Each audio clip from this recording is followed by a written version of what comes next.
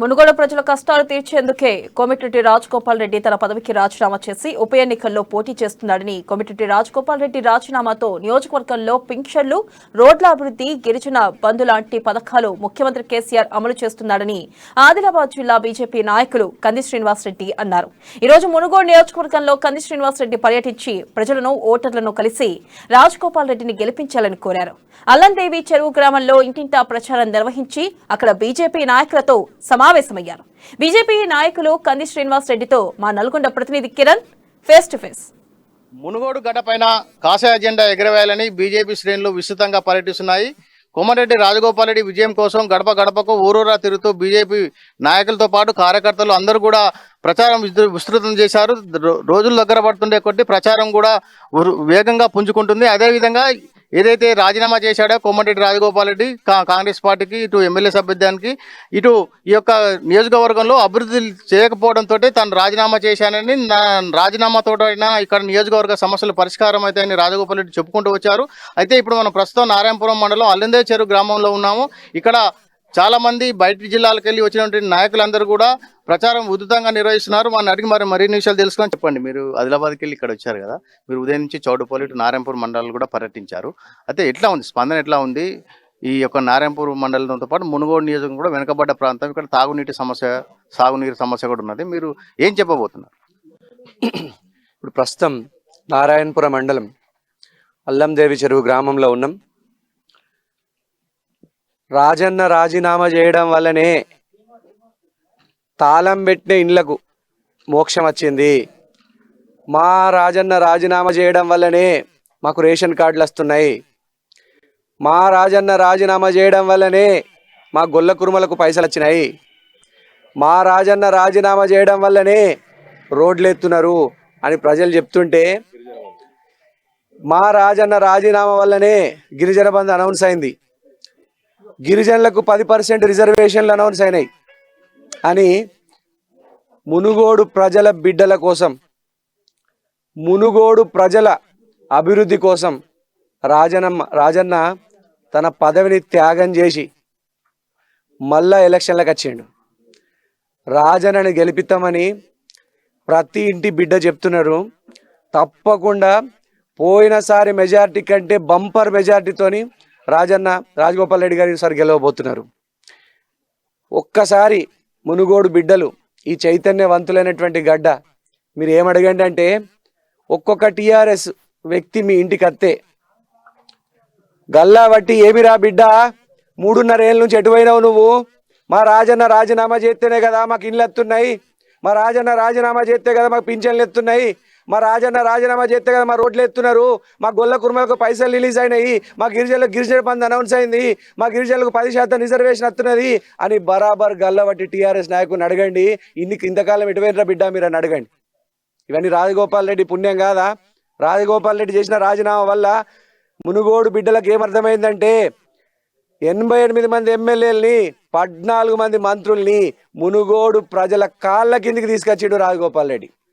మునుగోడు ప్రజల ఇంటికి తీసుకొచ్చిండు రాజగోపాల్ రెడ్డి. రాజగోపాల్ రెడ్డిని గెలిపిస్తాము, ఆయన బంపర్ మెజార్టీతో గెలిపిస్తామని ప్రజలందరూ చెప్తున్నారండి. ఇక్కడ ప్రధానంగా ఇక్కడ పలు కంపెనీల వల్ల నీళ్లు కూడా కాలుష్యం జరుగుతుంది. అదేవిధంగా తాగునీటి సమస్య, ప్రాజెక్టులు కట్టి పూర్తి కాలేదు. ఏ విధంగా ఒత్తిడి చేయబోతున్నారు? ఈ మునుగోడు బిడ్డల్ని వెనకబడేసింది టీఆర్ఎస్ ప్రభుత్వమే. ఇక్కడ అనేకమైనటువంటి కంపెనీల వల్ల కాలుష్యం ఏర్పడి, ఆ కాలుష్యంతో ప్రజలు అనేక రోగాల పడినా కూడా ఈ టీఆర్ఎస్ ప్రభుత్వం మొద్దు నిద్రపోయింది, కుంభకర్ణ నిద్రపోయింది. ఈ ప్రభుత్వానికి సోయి లేదు. ఈ ప్రభుత్వం సోయి తీసుకురాతందుకే మా రాజన్న రాజీనామా చేసిండు. రాజన్న రాజీనామా వల్లనే ప్రభుత్వ యంత్రాంగం కుంభకర్ణ నిద్రని వదిలి, మొద్దు నిద్రని వదిలి ఇప్పుడు రోడ్ల మీదకి వచ్చిండ్రు, ప్రజల దగ్గరికి వస్తున్నారు, ప్రజల సమస్యలు తెలుసుకుంటున్నారు. సో ప్రజలందరికీ ఈ విషయం అర్థమైంది. మా రాజన్నని మళ్ళా గెలిపిస్తేనే ఈ అభివృద్ధి ఇట్లే కొనసాగుతుందన్న ఉద్దేశంతో ప్రజలందరూ ఉన్నారు. ఈ టీఆర్ఎస్ ప్రభుత్వం యొక్క అన్యాయాన్ని 10 కిలోమీటర్ల లోపల పాతి పెట్టేందుకు మా మునుగోడు ప్రజలు సిద్ధంగా ఉన్నారు. ఆ ప్రజల ప్రతిస్పందన చూస్తే మాకు అట్లాగే అనిపిస్తున్నది. గత 2-3 రోజులకి వెళ్ళి చూసుకుంటే ఈ టీఆర్ఎస్ ఎమ్మెల్యేల భాగవతం బీజేపీ కుట్రని టీఆర్ఎస్ శ్రేణులు ఆరోపిస్తుంది. దీన్ని ఏ విధంగా చూడబోతుంది? కేసీఆర్ పెద్ద డ్రామా మాస్టరు. రింగ్ మాస్టరు ఎప్పుడైతే ఓడిపోతున్నామని ఉప్పందుతుందో, ఎప్పుడైతే ఓడిపోతున్నామని ఆయనకు అనిపిస్తుందో అప్పుడు సరికొత్త డ్రామాకు సినిమాకు తెరలేపుతాడు. ఆ రికార్డింగ్ డ్యాన్స్లు వేసినట్టు ఆ 4 ఎమ్మెల్యేలు పట్టుకొని ప్రగతి భవన్లో బంధించి మొత్తం ఇప్పుడు ఈ బీజేపీ మీద బురద చల్లడానికి రాజగోపాల్ రెడ్డి బంపర్ మెజార్టీతో గెలుతాడని అన్ని సర్వేలలో తెల్లం అవుతున్నది. దాంతో ఆయనకు నిద్ర పట్టక ఏదో ఒక పిచ్చి రాజకీయము, పిచ్చి ప్రలాపన చేస్తున్నారు. కానీ కేసీఆర్ బిడ్డ గుర్తుంచుకో, ప్రజలకు మనసుని చూరగొనాలంటే వాళ్ళకి ఇండ్లి, వాళ్ళకి రేషన్ కార్డులు, ఆ బీసీ బిడ్డలకు, ఎస్సీ బిడ్డలకు, ఎస్టీ బిడ్డలకు 3 ఏళ్ళ నుంచి స్కాలర్షిప్ ఇచ్చిన పాపన పోయినావా కేసీఆర్ను? ఏ బీసీ బిడ్డకైనా, ఎస్సీ బిడ్డకైనా, ఎస్టీ బిడ్డకైనా ఒక్క లోన్ అని ఇచ్చినావా? సప్లాన్ కింద ఇండ్లు ఇస్తున్నావు వాళ్ళకు. 2018 తర్వాత ఎంతమంది కొత్త మందికి పెన్షన్లు ఇచ్చినావు? 2018 తర్వాత కొత్త మందికి ఎంతమందికి రేషన్ కార్డులు ఇచ్చినావు? యారవడ్డోళ్ళకి. ఎందుకు ఈ డ్రామాలు? ఇవన్నిటి నుంచి పక్కదో వట్టియడానికి గజకర్ణ, గోకర్ణ, టక్కు టమార విద్యలు చేసి అసలైన బేతాళ మాంత్రికుడు కేసీఆరే, అసలైనటువంటి మాయల ఫకీరు కేసీఆరే. తెలంగాణని తన పంజరంలో బంధించి కేసీఆర్ చేసినటువంటి గజకర్ణ, గోకర్ణ, టక్కు టమార విద్యలు మునుగోడు ప్రజలు నమ్మరు. బరాబర్ టీఆర్ఎస్ని ఇక్కడ 10 కిలోమీటర్లు తవ్వి పాతి పెడతారు. అది మాత్రం బరాబర్. చెప్పండి, మీరు గత కొద్ది రోజులకి వెళ్ళి ఇక్కడ ప్రచారం చేస్తూ ఇక్కడే గ్రామంలో ఉండి చేస్తున్నారు కదా, మీకు ప్రజల నుంచి ఏ విధమైన స్పందన లభిస్తుంది? ఇక్కడ 82వ బూతు, నారాయణపురం మండలము, అలందేవి చెరువు గ్రామం ఇది. బయట నుంచి మేము వచ్చింది 3-4 మటుకే, అందరం ఎక్కువ మంది రాలేదు. ఇక్కడ ఉన్న గ్రామస్తులు మటుకే ఎక్కువ మంది ఉన్నారు. మొదటగా మేము 3-4 వచ్చినప్పుడు వీళ్ళు ఒక 10 మంది ఉండే. రాను రాను మన బీజేపీ తరఫున జరుగుతున్న అభివృద్ధి కార్యక్రమాలు తెలియజేయడంతో ప్రతి ఇంటి నుంచి, ఈ ఊర్లో ఉన్న ప్రతి ఇంటి నుంచి ఒక్కరు ఖచ్చితంగా రోజువారీ కార్యక్రమాలు వదులుకొని ఖచ్చితంగా ప్రచారానికి రావడం జరుగుతుంది. కొందరు పొద్దున వస్తున్నారు, కొందరు సాయంత్రం వస్తున్నారు. బయట నుంచి వచ్చిన వాళ్ళం మేము కొందరం వారికి హెల్ప్ చేస్తున్నాము. ఎట్లా చేయాలా, ప్రచారం ఎట్లా చేయాలా, ఇంటింటికి పోతే ఎవరికి ఏం చెప్పాలా, పథకాలు ఏం చెప్పాలని చెప్పడం మొదలుపెట్టినప్పటి నుంచి ఒక్కొక్కరు తెలిసినా కొద్దీ ప్రతి ఇంటి నుంచి ఒక్కొక్కరు మాతో జతపరిచి రోజు పెరగడమే తప్పితే తరగడం లేదు.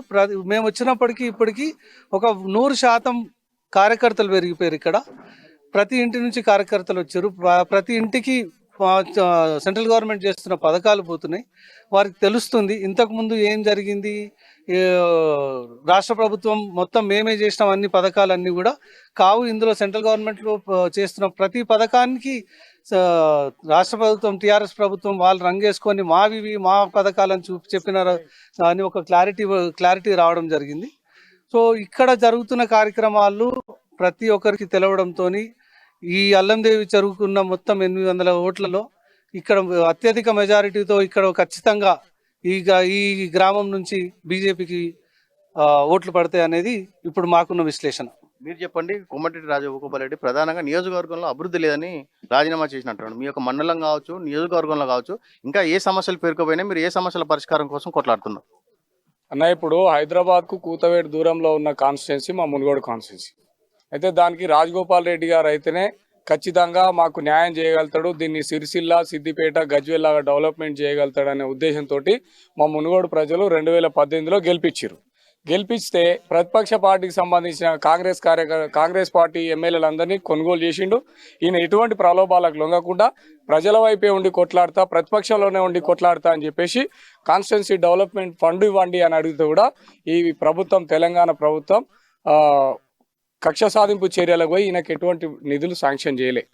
దానికోసం ఇక నేను గెలిచి ఏం లాభం అని చెప్పి 3.5 సంవత్సరాలు అయినాక రాజీనామా చేస్తేనన్నా నా నియోజకవర్గం అభివృద్ధి అవుతుంది అని చెప్పేసి ఆయన రాజీనామా చేసి ఎన్నికల్లో రావడం జరిగింది. అయితే ఈ 3.5 కాలంలో ఆయన ఏ ఊర్లో చూసినా మునుగోడు నియోజకవర్గంలో ఎవరికి బాధలు ఉన్నా, ఎవరు హాస్పిటల్లో ఉన్నా, ఎవరైనా ఆర్థిక ఇబ్బందులలో ఉన్నా ఇండ్లు లేని వాళ్ళకి ఇండ్లు కట్టించిండు. మా సొంత గ్రామం అయినటువంటి మనం ఉన్న అల్లందేవి చెరువులో కూడా 6,30,000 రూపాయలతోటి గ్రామ పంచాయతీ బిల్డింగ్ని కట్టించాడు. ఈడ టీఆర్ఎస్ పార్టీ సర్పంచ్ ఉన్నా కూడా ఎటువంటి పార్టీలకు అతీతంగా నువ్వు టీఆర్ఎస్ పార్టీ అనే వివక్ష లేకుండా ఈడ సమస్య ఉంది అంటే చాలు ఆయన దృష్టికి వెళ్తే ఖచ్చితంగా పనులు చేయించినటువంటి ఒక గొప్ప వ్యక్తి ఆయన. ఇవాళ కేవలం ఆయన రాజీనామా చేసింది కూడా మా నియోజకవర్గ ప్రజల అభివృద్ధి కోసమే, మా నియోజకవర్గం డెవలప్మెంట్ కావడం కోసమే అని చెప్పేసి మేము పూర్తిగా నమ్ముతున్నాం. ఇక్కడ మా అలందేశ్వర్ గ్రామంలో 6,30,000 పెట్టి గ్రామ పంచాయతీ బిల్డింగ్ కట్టించింది వాళ్ళ అధికార పార్టీ చెందిన సర్పంచే. ఆయనకే నిధులు ఇస్తే ఆయనే కట్టించిండు. ఎవరైతే ఇవాళ క్యాండిడేట్ టీఆర్ఎస్ పార్టీ క్యాండిడేట్ ఉన్నాడో కూసుకుంట్ల ప్రభాకర్ రెడ్డి, ఆయన వల్ల ఏం కాదు, ఆయన శుద్ధం వద్దు అని చెప్పేసి చెప్పింది కూడా మా గ్రామ సర్పంచే. మళ్ళీ ఇవాళ ఏ ముఖం పెట్టుకొని పోతుండండి ఊర్లలో తిరగడానికి? ఇలా మా 3 బూతులు ఉన్నాయి, 82, 83, 84. ఈ 3 బూతులలో కూడా భారతీయ జనతా పార్టీకి ఓట్లు వేయడానికి, రాజగోపాల్ రెడ్డి గారిని గెలిపించుకోవడానికి మా ప్రజలందరం కంకణబద్దులై పనిచేస్తున్నాం. ఖచ్చితంగా 3 బూతులలో మేము లీడ్ చేయబోతున్నాం. మీరు చెప్పండి, రాజగోపాల్ రెడ్డి తన స్వలాభం కోసమే ఈ ఉప ఎన్నిక తీసుకొచ్చారని, దాదాపు 18,000 కోట్ల రూపాయలకు అమ్ముడు పోయాయని అంటున్నారు కదా. మీరు దీనిపైన ఏం స్పందిస్తారు? మీరు జనానికి ఏం చెప్పబోతున్నారు ఇది ఏంపైన? స్వలాభం అని మీరు మాట్లాడుతున్నారు. స్వలాభమే ఒక వ్యక్తికి ఉంటే, ఒక నాయకుడికి ఉంటే రాజీనామా ఎందుకు చేస్తారండి? రాజీనామా చేసి ఎలక్షన్లకి ఎందుకు వెళ్తారండి? టీఆర్ఎస్ పార్టీలోకి పోతే అదే ప్యాకేజ్ వచ్చేది కదా. మరి ప్యాకేజ్ గురించే ఒకవేళ రాజీనామాలు చేయకుండా ఇంకో పార్టీలు దుంకాలని అనుకుంటే ఎన్నో రకంగా దుంకేవాళ్ళు, ఎన్నో రకాలుగా చేసుకునేవాళ్ళు. ఇప్పుడు కాంట్రాక్ట్ల గురించి మాట్లాడుతూ ఉన్నారు. నేను స్ట్రైట్ ఒకటే ప్రశ్న అడుగుతున్నా, మిషన్ కాకతీయ, మిషన్ భగీరథ, ఈ పథకాలన్నిటికీ ఎన్ని వందల కోట్లు ఖర్చు పెట్టారండి? కాళేశ్వరానికి జరిగిన ఎన్ని వందల కోట్లండి? మరి కాంట్రాక్ట్లు అండి ఎవరింటికి పోయినట్టండి? ఎవరు సంపద అండి అది? ఎవరు కొల్లుగట్టారండి? ఒక సెంట్రల్ గవర్నమెంట్ స్కీము, అది ఒక 20 సంవత్సరాలు అయిన తర్వాత వచ్చే పథకానికి వచ్చే నిధులో వచ్చే కమిషను, దాని గురించి ఇప్పుడు కమిషన్ కోసం రాజీనామా చేసి అర్జెంటుగా ఇంకో పార్టీ మారిపోయారని చెప్పడానికి ఏమన్నా న్యాయబద్ధంగా ఉందా? మీరు చెప్పండి. ఇలాంటి పరిస్థితులలో దమ్ము ధైర్యం గల ఒక వ్యక్తి, ఒక రాజకీయ నాయకుడు రాజీనామా చేసి నేను ప్రజల వద్దకు వెళ్ళి తేల్చుకుంటా అని అంత గర్వంగా ముందుకొచ్చి ఎలక్షన్లో పోరాడుతున్న వ్యక్తికి మేమందరం కూడా సానుకూలంగా వారికి ధైర్యం చెప్పడానికి, వారిని గెలిపించడానికే మేము ఇక్కడ నిబద్ధబద్ధులం ఇక్కడికి నిల్చుని ఉన్నాం. డెఫినెట్గా గెలిపించి ఇక్కడ నుంచి వెళ్తాం తప్ప వెనుదిరిగే ప్రయత్నం కానీ వెనుదిరిగి వెళ్ళిపోయే ఆలోచనలు కానీ మాకు లేవు. అందరూ కూడా ఒకటే చెప్తున్నారు, కోమటిరెడ్డి రాజగోపాల్ రెడ్డి తన స్వలాభం కోసం రాజీనామా చేయలేదని, మునుగోడు ప్రజల అభివృద్ధి కోసమే రాజీనామా చేశాడని, అదేవిధంగా ఇక్కడ రాజగోపాల్ రెడ్డి రాజీనామాతోటే రోడ్లు బాగుపడుతున్నాయని, సమస్యలు పరిష్కారం అవుతున్నాయని, గిరిజన బంధు వచ్చిందని, రిజర్వేషన్లు వచ్చాయని, అదేవిధంగా ఇక్కడ సమస్యల పరిష్కారం కావాలంటే కోమటిరెడ్డి రాజగోపాల్ రెడ్డిని గెలిపించాలని, కేసీఆర్ ఓడిపోతున్నానన్న భయంతో ఈ యొక్క 4 ఎమ్మెల్యేల భాగవతాన్ని తెర మీదకి తీసుకొచ్చాడని నాయకులు చెప్తున్నారు. అదేవిధంగా ఆదిలాబాద్కి వెళ్ళి వచ్చినటువంటి కంది శ్రీనివాసరెడ్డి కూడా ప్రధానంగా ఆరోపిస్తూ ఇక్కడ కోమటిరెడ్డి రాజగోపాల్ రెడ్డి చేసిన అభివృద్ధి ఇక్కడ గెలిపిస్తుందని, నియోజకవర్గ ప్రజలందరూ కూడా తమ సమస్యల పరిష్కారం కావాలంటే రాజగోపాల్ రెడ్డిని గెలిపించాలని శ్రీనివాసరెడ్డి గారు కూడా చెప్తున్నారు. ఇది అల్లందేవి చెరువు నుంచి అమ్మా న్యూస్, కిరణ్.